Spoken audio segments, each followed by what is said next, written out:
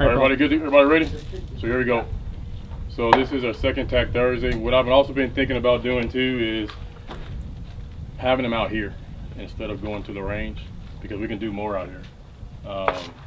And where is that shooting probably going to happen anyway? It happen outside. Maybe every now and then we flip back and forth.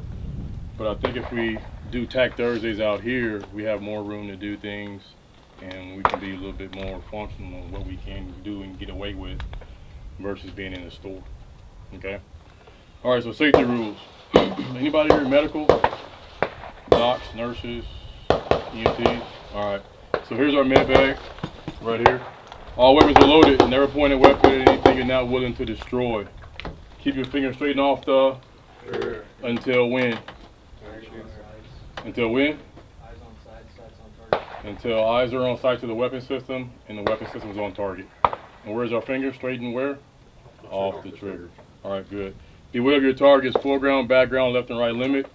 Everyone is a range safety officer. So if you don't know what you're doing before you're doing it, stop, ask, but make sure that weapon is pointed where?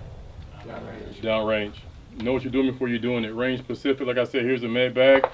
There are instructions in case something does occur on the range bag. So if someone, I don't believe in pointing out just one person. Whoever grabs the phone, call 911, tell them where we're at. The address is right here on the card. They're going to ask you for the Lionel report, which is the incident, other services required, number of casualties, and the extent of the injuries. Then they should ask you for where. We will call en route. So I need a vehicle that doesn't have anything in it. Whose black 4x4 is that? Mine. Where are your keys at? In the center console. Anything in the back?